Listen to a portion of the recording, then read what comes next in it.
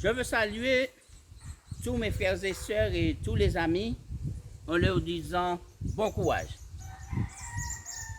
Pour ceux qui vivent ce moment difficile de confinement, je veux adresser mes encouragements à tous en leur disant de garder la foi en Jésus.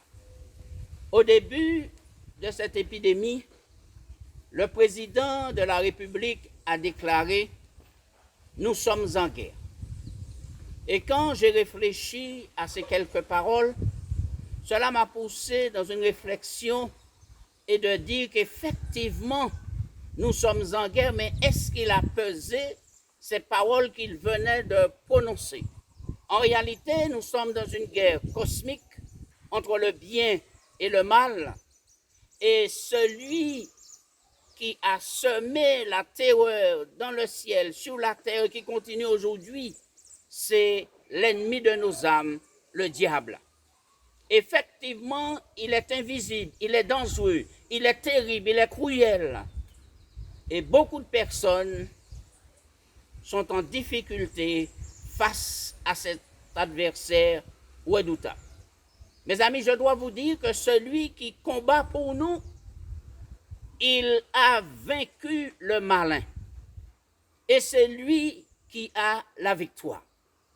À tous ceux-là qui ont eu l'occasion de passer par des moments difficiles, et je veux m'adresser aux familles de mon Église qui ont subi une perte, un décès quelconque. Je leur dis de tenir bon et d'avoir confiance en ce Jésus qui fait tout et qui revient bientôt. Je veux partager avec vous ces quelques paroles qui se trouvent dans Luc chapitre 7 et au verset 11. Le jour suivant, Jésus alla dans une ville appelée Naïn. Ses disciples et une grande foule faisaient route avec lui. Nous avons tout intérêt à faire comme les disciples, accepter Jésus et de faire route avec lui. Vous savez pourquoi? Parce que Jésus lui-même a déclaré « Je suis le chemin, la vérité et la vie ». Et tandis que les disciples font route avec Jésus, le verset 12 de Luc chapitre 7 nous dit ceci. Lorsqu'il fut près de la porte de la ville, Jésus, voici, on portait en terre un mort, fils unique de sa mère qui était veuve. Le Seigneur, l'ayant vu, fut ému de compassion pour elle et lui dit, ne pleure pas. Mes amis, comment comprendre les paroles de Jésus à une veuve qui venait de tout perdre? Et peut-être que beaucoup sont dans la même situation. Et Jésus va prononcer les mêmes paroles. Ne pleure pas. Mais comment comprendre dans un moment aussi difficile où elle venait de tout perdre, que Jésus puisse dire « ne pleure pas ». Mais mes amis, celui qui dit de ne pas pleurer, c'est celui-là même qui a parlé, la chose a existé. Celui qui dit « ne pleure pas », c'est celui-même qui a eu l'occasion de déclarer « tais-toi, silence » à la mer.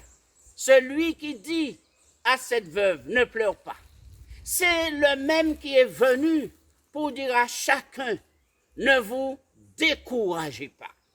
De même que David, qui faisait face à l'ennemi public numéro 1, Goliath, Israël avait peur de ce géant.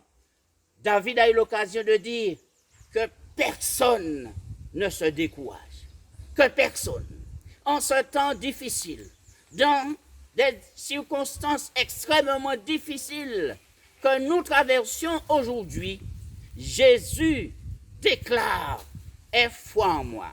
David déclare que personne ne se décourage. Et alors, mes amis, que Jésus a prononcé ces quelques paroles, il ira plus loin et la Bible nous dit, il s'approcha et toucha le cercueil.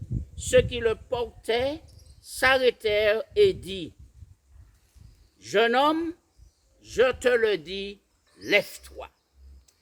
Ces paroles doivent résonner encore aujourd'hui dans nos têtes, à savoir que tous ceux-là qui ont perdu un être cher, très bientôt, ils et vous-même auront l'opportunité d'entendre les paroles de Jésus.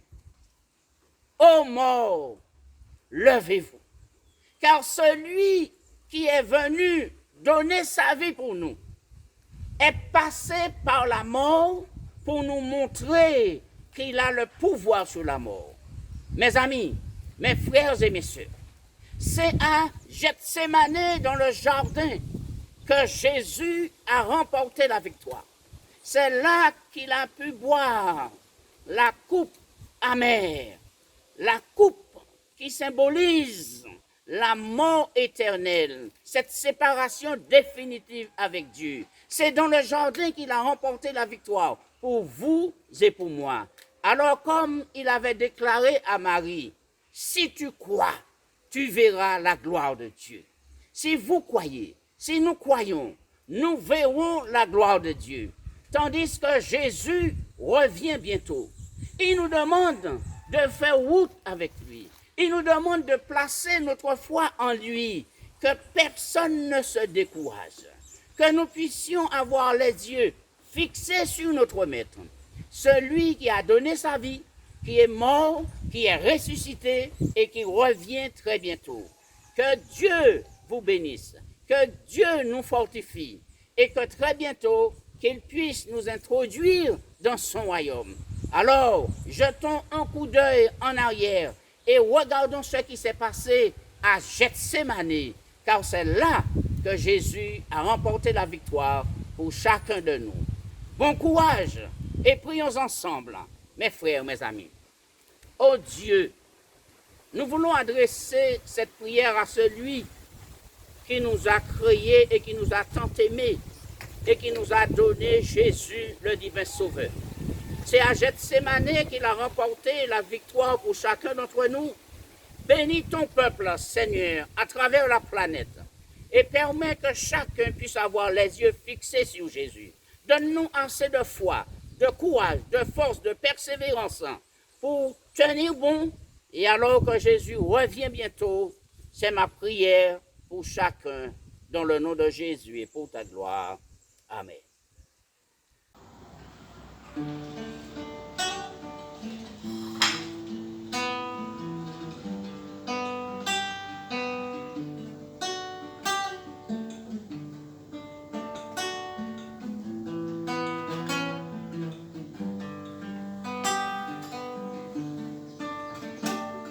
Ce soir-là, Jésus est monté dans le jardin de Gethsémani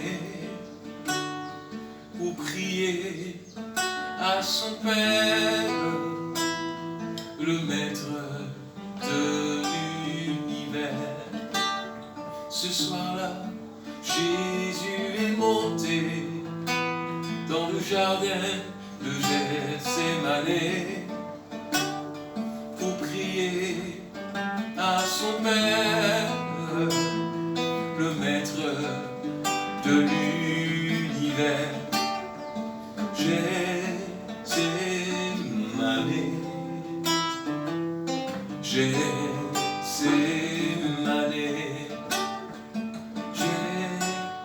Gethsémani, Gethsémani. Ce soir-là, Jésus est monté dans le jardin de Gethsémani pour prier à son Père, le Maître de l'univers. Je n'étais pas encore né quand Jésus Oh oui, il a souffert, lui qui était le roi. Gethsémané,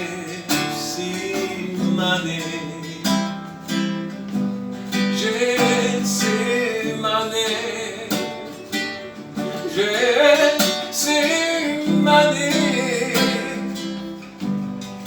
Gethsémané.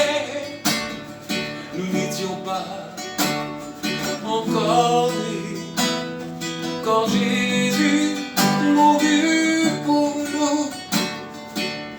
Lui qui était le roi, il s'est donné pour nous.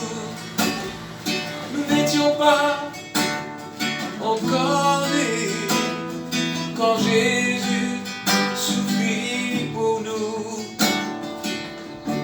Oh oui, il a souffert, lui qui était le roi. Gethsémané,